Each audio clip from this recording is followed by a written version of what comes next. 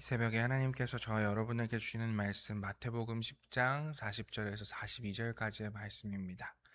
마태복음 10장 40절에서 42절 말씀 제가 받들어 봉독하겠습니다. 이것은 하나님의 말씀입니다.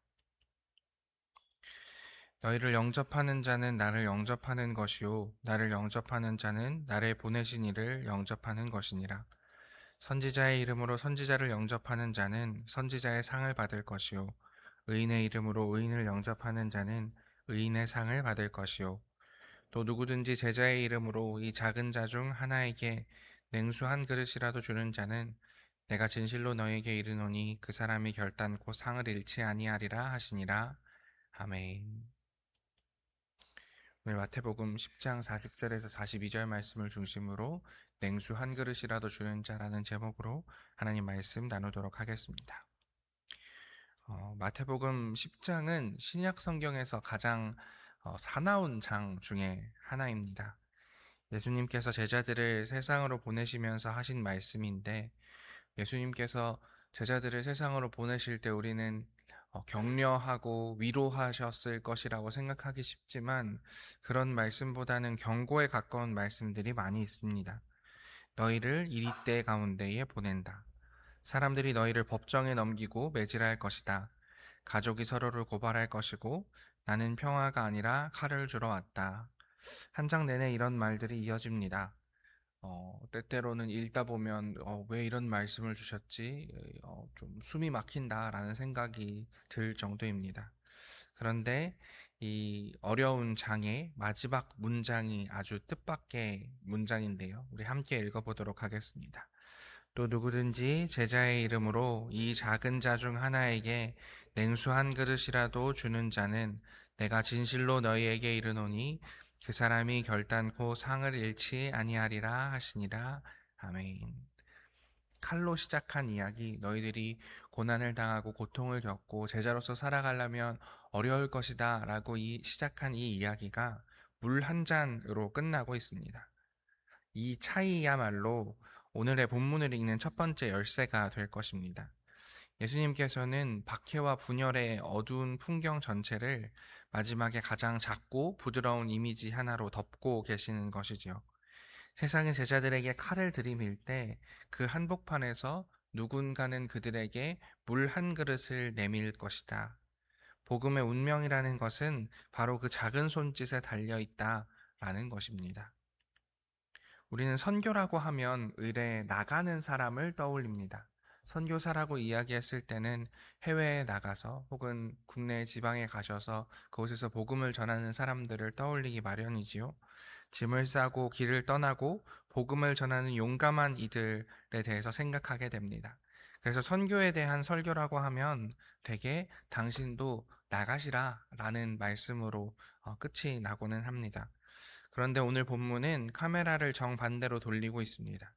주인공, 오늘 본문에서 선교의 주체는 누구냐 하면 떠나는 사람이 아니라 문을 열어주는 사람입니다. 너희를 영접하는 자, 예언자를 영접하는 자, 냉수 한 그릇이라도 주는 자. 여기에서 선교를 행하고 있는 동사는 온통 맞이하고 받아들이고 건네는 쪽에 가 있습니다. 즉 예수님께서는 마지막에 오셔서 복음이 전진하느냐 마느냐 제자들을 파송하시면서 이 제자들을 파송하신 후에 이 파송이 성공적일 수 있느냐 없느냐가 달려있는 것은 집에 남아서 문지방에서 그들을 맞이하는 평범한 사람들에 의해서 결정되는 것이다 라고 이야기하고 계시다라는 것입니다. 이것은 당시 교회의 실제 형편이기도 했습니다. 초기 교회에는 마을과 마을을 떠돌아다니면서 예수님의 복음을 전하는 전도자들이 많이 있었습니다. 그들은 고정된 거처도 없고 고정된 벌이도 없이 그저 오직 만나는 이들의 환대에 의지해서 살아가야만 했던 사람들입니다.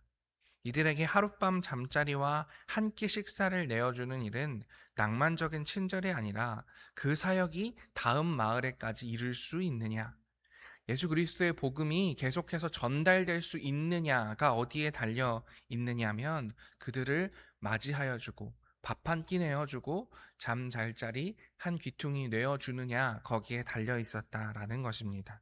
만약 그들이 문을 닫는다면 복음의 발걸음이 거기서 멈출 수밖에 없었고, 그들이 문을 열어준다면 계속해서 이어졌다라는 것입니다.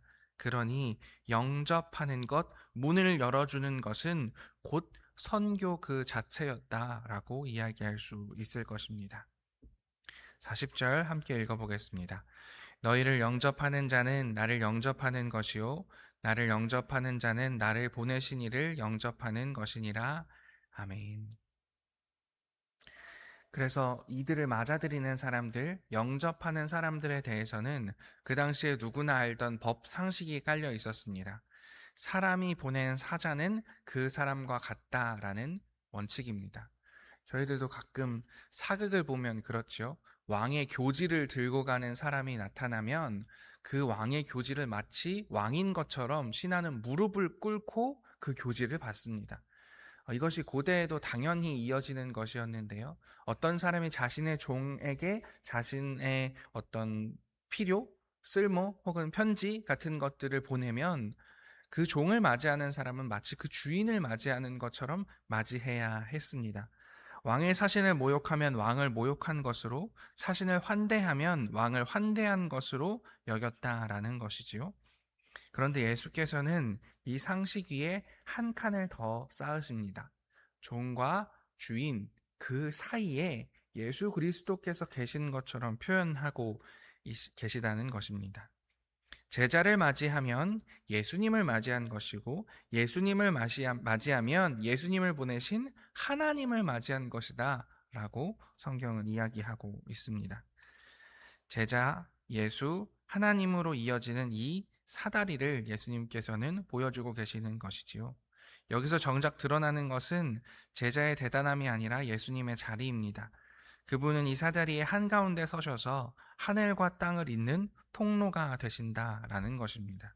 문 앞에 선 초라한 전도자, 오늘 어디에서 맞아주지 않으면 하루 종일 쫄쫄 굶고 길바닥에서 잘 수밖에 없는 이 전도자가 하나님의 대리인이 될 수 있는 이유는 무엇입니까? 그것은 이 전도자와 하나님 사이에 예수께서 서 계시기 때문입니다.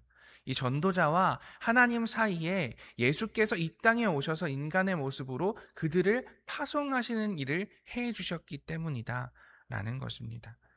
문 앞에 선 초라한 전도자를 맞아들이는 그 순간 사실은 하나님이 그 집 문턱을 넘으신다라는 것이지요.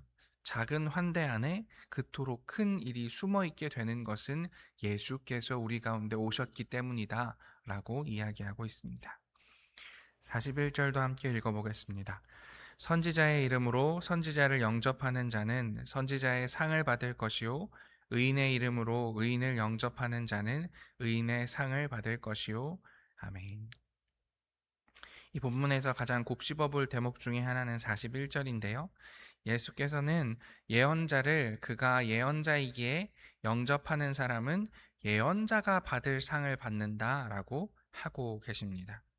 언뜻 지나치기 쉽지만 이 말은 상당히 파격적입니다. 직접 예언하지 않은 사람이 예언자가 받을 복을 받는다라는 것이죠. 위협을 무릅쓰고 길을 떠난 사람과 그를 뒤에서 먹이고 재운 사람이 하나님 아버지 앞에서 같은 상을 받는다, 같은 대우를 받는다라는 것입니다.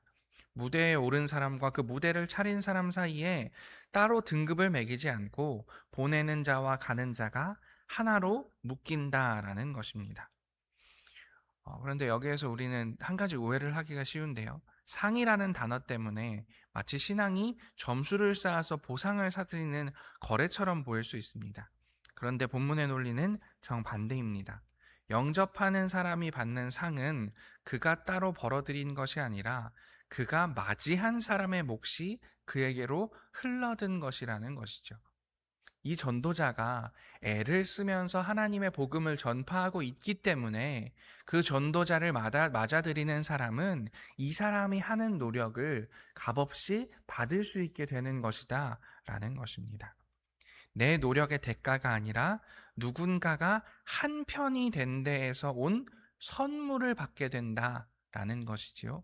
이 이야기를 읽으면서 마태복음의 뒤에서 나오는 포도원 품꾼의 비유를 떠올리게 됩니다.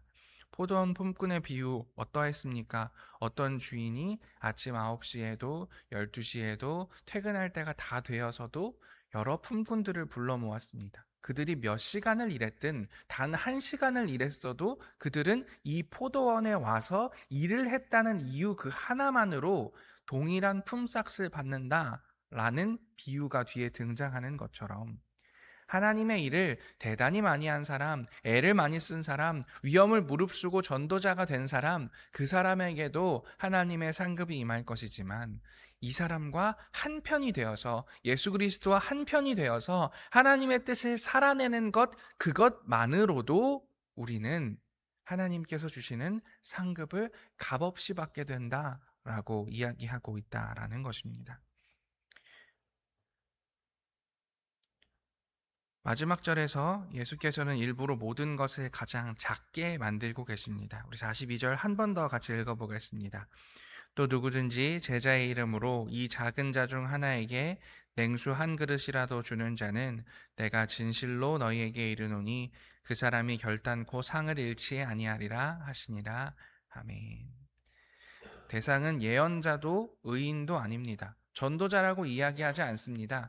그냥 이 작은 자라고 예수님께서는 가장 낮은 사람으로 이야기를 상정하고 계십니다. 그리고 맞이하는 사람이 내밀어야 하는 선물도 따뜻한 식사 혹은 좋은 잠자리가 아니라 냉수, 그것도 한 그릇이라도 라면서 최소한으로 깎아놓고 계십니다. 돈도 수고도 거의 들지 않는 누구나 할 수 있는 가장 사소한 행위인 것이지요. 마태는 이 구절을 마가복음에 있던 비슷한 말씀에서 가져와 손질했습니다. 마가복음에는 물 한 그릇이라고 되어 있는데 마태 공동체는 굳이 이것을 찬물 한 그릇으로 한층 더 낮게 이야기하고 있습니다. 그리스도께 속한 사람이기에 라고 마가복음에서는 표현되어 있는데 그 표현은 제자의 이름으로 라고 다듬어져 있습니다. 친절의 동기를 분명히 한 것이지요. 그저 마음이 좋아서가 아니라 그가 예수님께 속한 사람이라서 제자이기 때문에 건넨다면 아무리 사소한 것이라도 그것으로 인해서 상을 잃지 않을 것이다 라고 이야기하고 있는 것입니다. 이 가장 작은 행위, 가장 작은 자에게 찬물 한 그릇이라도 내어주는 이 가장 작은 행위 위에 예수님께서는 가장 분명한 약속을 해주고 계십니다. 결단코 상을 잃지 않으리라. 원어로 살펴보면 이 결단코는 성경에서 쓸 수 있는 가장 강한 부정의 표현으로 무슨 일이 있어도 절대 그럴 리 없다라는 뜻이 됩니다. 가장 작은 사람에게 가장 작은 것을 건넨 일이 가장 확실하게 기억될 것이다 라고 예수님께서는 이야기하고 계십니다. 다른 곳의 셈법과는 완전히 뒤집힌 저울 같은 이야기를 예수님께서는 해주고 계시는 것이지요. 결국 마태복음 10장은 칼의 풍경에서 시작해서 작은 물 한 잔의 풍경으로 끝납니다. 그 사이에 박해도 있고 분열도 있지만 예수께서 마지막에 우리 눈에 남기시는 잔상은 한 사람이 다른 사람에게 내미는 차가운 물 한 잔입니다. 이 본문은 신앙의 무게중심을 슬그머니 옮겨줍니다. 크고 빛나는 헌신만이 의미 있는 것이 아니라 하나님 나라는 의외로 문지방에서 누가 그 문을 열고 누가 닫느냐에서 결정된다. 그리고 그 문을 여는 데에는 대단한 용기도 재산도 아니라 찬물 한 그릇이면 충분하다라고 이야기하고 계시는 것이지요. 훗날 예수님께서는 마태복음 25장에서 마지막 심판을 말씀하시면서 지극히 작은 자 하나에게 한 것이 곧 나에게 한 것이다 라는 표현을 또한 남기고 계십니다. 그날에 가서야 사람들은 알게 될 것입니다. 자신이 무심코 건넨 그 한 잔이 사실은 누구에게 건넨 잔이었는지. 칼이 지나간 자리에 남는 것은 끝내 물 한 그릇이라는 것. 이 세상에 어떠한 고통과 고난들이 우리를 닥쳐서 이 세상을 어지럽게 만든다고 할지라도 결국에 남는 것은 무엇이냐 하면 십자가에서 초라하게 죽으신 예수님의 그 죽음, 그에게 물 한 잔 내밀고 그를 위해서 십자가를 대신 져주고 그를 위해서 울어준 것, 그것이 남는 것이라고 한다면 오늘 우리의 삶에서 우리가 내밀어야 할 찬물 한 잔은 무엇인지, 오늘 우리의 삶에서 우리가 열어야 할 우리의 삶의 문은 무엇인지 고민해 보게 됩니다. 그리고 그 자리에 찾아오시는 주님께 우리가 우리의 찬물 한 잔을 내밀 수 있다면 그것이야말로 우리가 예수 그리스도의 십자가를 따라 살 수 있는 길이고, 예수 그리스도의 십자가를 오늘 우리의 삶 가운데 함께 지는 삶이 될 것이다 라는 사실을 기억할 수 있었으면 좋겠습니다. 오늘 냉수 한 그릇이라도 주는 자 우리 모두 되기를 간절히 기도하겠습니다. 함께 기도하겠습니다. 주님 감사합니다. 예수님께서 제자들을 보내시면서 힘들고 어려운 현실에 대해서 두렵고 아픈 겪게 될 모든 일들에 대해서 이야기하시면서 동시에 찬물 한 그릇을 건네는 사람, 그 사람들에게 복음의 진전이 달려있다라고 말씀하신 이야기를 들었습니다. 오늘 우리도 수많은 전도자들이 그랬던 것처럼 길 떠나는 일들도 될 수 있도록 인도하여 주십시오. 만약 우리가 길 떠나는 이들만큼의 용기나 힘이 없다면 우리들 그들을 맞이하며 문 열어주는 자, 그들을 위해서 냉수 한 그릇 건네는 자 될 수 있도록 인도하여 주시옵소서. 그래서 그 너머에 그 냉수 한 그릇 받고 기뻐하시는 예수 그리스도의 얼굴 바라보며 오늘도 희생하고 헌신하며 예수님의 십자가 지는 우리들 될 수 있도록 역사하시고 함께하여 주시옵소서. 모든 말씀 예수님 이름으로 기도합니다. 아멘.